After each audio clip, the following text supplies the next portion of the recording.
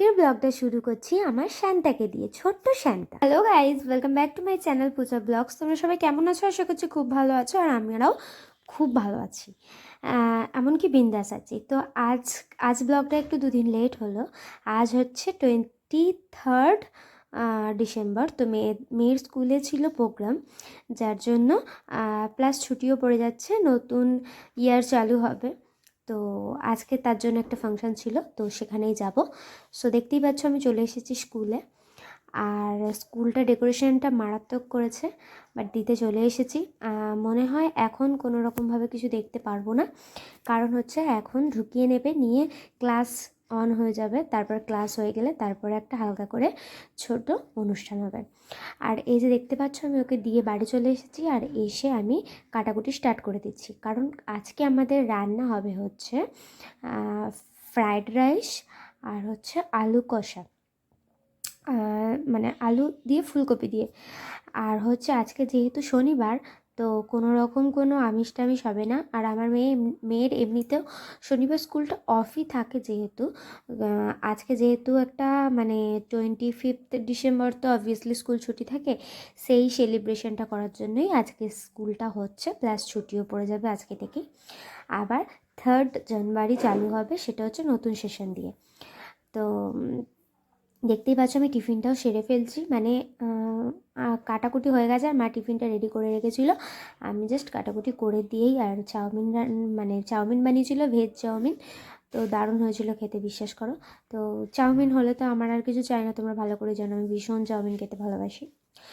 তো সব কিছু ছেড়ে এবার দেখতেই পাচ্ছ আমি রান্না করছি, আর রান্নাটা করে যাব হচ্ছে মেয়েকে আনতে, কারণ চান টান করার সময় হয়নি, ওকে নিয়ে এসে তারপরে স্নান টান করবো। তো আর এই যে দেখো, আর আমি এতটাই শান্ত, মানে হাতে পায়ে লক্ষ্মী, যে আমি স্থির হয়ে একটু দাঁড়াতে পারি না, যার জন্য আমি রান্না করতে করতেও নাচছি, দেখতেই পাচ্ছ রীতিমতো। আর আজকে বানাচ্ছিলাম হচ্ছে রসা, মানে ওই যে একাদশীর দিনের যে সবজিটা খাওয়া হয় না, সেটাই বানাচ্ছিলাম। আজকে একাদশী ছিল, তো সেটাই বানাচ্ছিলাম নাচতে নাচতে, কারণ আমি এই জিনিসটা খুব ভালো বানাতে পারি, এবং আমার ঠাকুমা খেয়ে আমাকে জাস্ট অনেক ওয়াও ওয়াও করে, যার জন্য আমি খুব ভালো বানাই, আর খুব ভালো নাচতেও পারি। বানাতে বানাতে এমনি নাচ না, আর দেখতে পাচ্ছ আমি হ্যাচো করে ফেললাম, কিন্তু হ্যাচো করেও থামিনি, আমি নাচতেই থাকছি। আর এই যে আমার রান্না মোটামুটি কমপ্লিট হয়ে গেছে, সব দিয়ে দিয়েছি। এবার মা বললো যা, লেট হয়ে যাচ্ছে, আনতে যা। তো আমি রীতিমতো চলে গেলাম আনতে। আর আনার পথে কি হয়েছে গাইজ, তোমরা না শুনলে বুঝতেই পারবে না যে আমরা কীরকম পাগল। তো আমার বরের গাড়িটা গেছে হচ্ছে ডাক্তারখানায়। কি হয়েছে না, তার কঠিন ব্যাধি হয়েছে।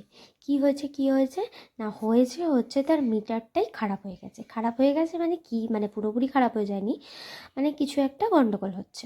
তো সেই জন্য গেছে ডাক্তারখানা। এবার আমরা বেরিয়েছি বাপির গাড়ি নিয়ে। বাপির গাড়ির তেলের মিটার বোঝা যায় না, রীতিমতো তেল শেষ।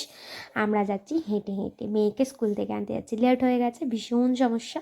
যাই হোক, আলটিমেটলি পৌঁছে গেছি। Merry Christmas. সবাই চলে এবার যারা ফটো তুলবেন তুলে দিন, চলে আসুন আগে ভেতরে চলে। ওহ, সে যে কী মজা, কি বলবো। আর আমরা আলটিমেট পৌঁছে গেছি স্কুলে। স্কুলটা ব্যাপক ডেকোরেশন করেছে, আর এই যে ওখানে হচ্ছে একটু মানে ওই স্যান্টা ফ্যান্টা রেখে একটু ভালো করে বেশ ডেকোরেশন করেছে, ভালোই লাগছিলো। আর সবাই তো ব্যস্ত ওই ফটোগ্রাফি আর ভিডিওগ্রাফিতে। যাই হোক, আমিও একটু ব্যস্ত হয়েই পড়েছিলাম। তারপর ওসব ছেড়ে দিয়ে আমি এখন গেলাম আমার মেয়েকে খুঁজতে। কোথায় আছে দেখতেই পাচ্ছি না, সবাইকে দেখতে পাচ্ছি। এরকম ভাবছি যে কোথায় গেল, এদিকেও নেই ওদিকেও নেই। লাস্টে অনেক দূরে দেখতে পেলাম আমার মেয়ে তার ম্যাডামের সাথে দাঁড়িয়ে আছে।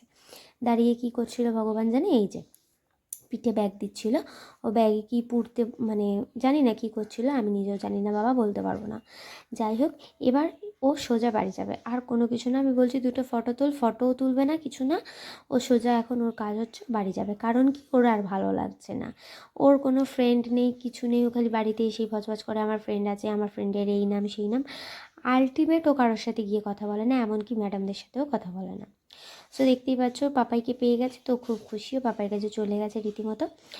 আর এই যে আমি ওকে জিজ্ঞেস করছি যে কেমন এনজয় করলে, ও তো কোনো কথাই নেই, সোজা বাড়ি চলো করতে ব্যস্ত।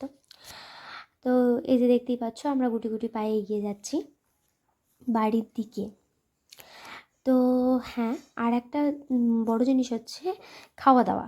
মানে কোনো অনুষ্ঠান হবে, সেখানে আমার মেয়ের স্কুলে কিছু মানে টিফিন দেবে না, সেটা তো হয় না। তো সেজন্য চলে গেলাম। আর এই যে ফটো তুলতে বলছিলাম যে বসো এখানটা দাঁড়িয়ে বসে একটা ফটো তুলি, ও তো কিছুতেই তুলবে না। এই যে কী অবস্থা করছে দেখো। আর আমিও ক্যামেরাটা মানে যেমন পেরেছি তেমন ঘুরিয়েছি। তোকে বসতেই হবে, আরও বসবে না। আমি যে তাহলে ছেড়ে দে, চ বাড়ি চলে যাও বলে এখানটারই একটু ফটো তুলে চলে গেলাম। আর এটা হচ্ছে আমার মেয়ে স্কুলের প্রিন্সিপাল স্যার। খুব ভালো, বোঝাই যায় না যে উনি প্রিন্সিপাল বলে।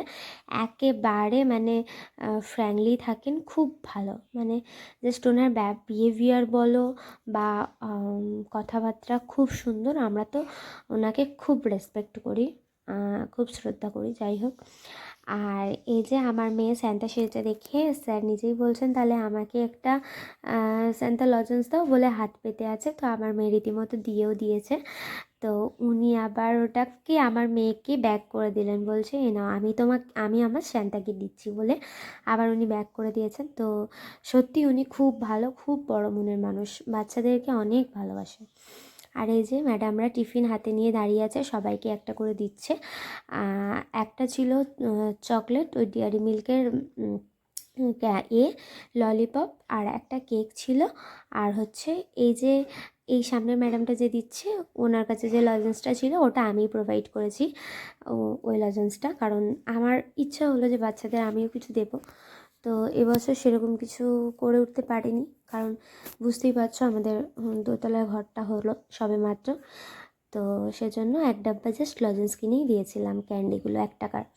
তারপরে এই যে দেখো আমরা বাড়ি চলে আসছি রীতিমতো। আর আমার মেয়ে পোজ দিতে শিখেছে, এই ভিক্রিমটা কোথা থেকে শিখেছে জানি না, ও খালি এই সাইনটাই দেখাচ্ছে ফটো তুললে।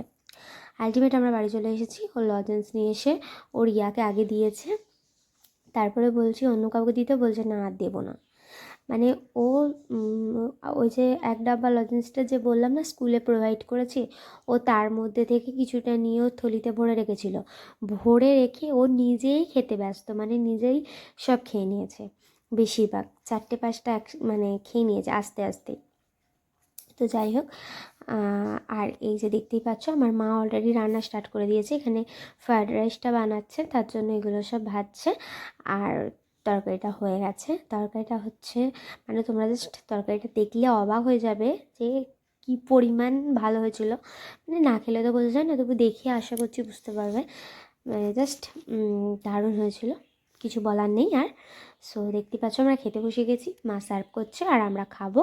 সো ভিডিওটা কেমন লাগলো অবশ্যই জানিও। আজকের ব্লগটা এখানেই শেষ করছি। আর ব্লগটা ভালো লাগলে অবশ্যই লাইক, কমেন্ট, শেয়ার, আর আমার চ্যানেলটা প্লিজ একটা করে সাবস্ক্রাইব করে দিও। So goodbye, see you soon.